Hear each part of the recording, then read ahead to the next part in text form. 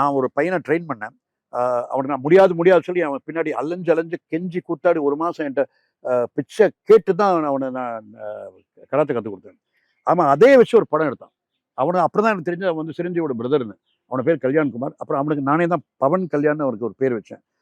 So Pawan Kalyan நடித்த படம் ரொம்ப பெரிய ஹிட். அதை வந்து அதில் வந்து கையில் கார் ஏறும், அதுதான் பெரிய ஹிட். அந்த டிராவலிங் சோல்ஜர்னு ஒரு சாங். ஸோ அதை தமிழில் விஜய் வச்சு எடுக்கும்போது விஜய் வந்து அந்த அந்த சீன் இருந்தால் தான் நல்லா இருக்கும், அதை நானே பண்ணணும், அதை ஹுசைனி வச்சு என்னை ட்ரெயின் பண்ண நல்லா இருக்கும்னு சொல்லி அவரை நான் ட்ரெயின் பண்ணி he got train under me. And உண்மையிலேயே அது பண்ணார். நிறைய பேருக்கு அப்போ நம்பிக்கையில் விஜய் பண்ணியிருக்க முடியாது, ட்ரிக்குன்னாங்க. அப்போ அவங்க ஒய்ஃப் அப்பா எல்லாருமே வந்தாங்க ஹைதராபாத்துக்கு.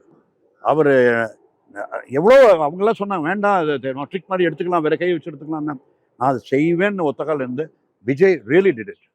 அது வந்து விஜய்க்கு ஒரு மிகப்பெரிய திருப்புமுனை. பத்ரி படம் இன்னைக்கும் அந்த 22 வருஷத்துக்கு அப்புறம் வந்து அந்த சாங் வந்து கைத்தாட்டாதவங்க இருக்க முடியாது. அந்த டிராவலிங் சோல்ஜர்ங்கிற அந்த சாங்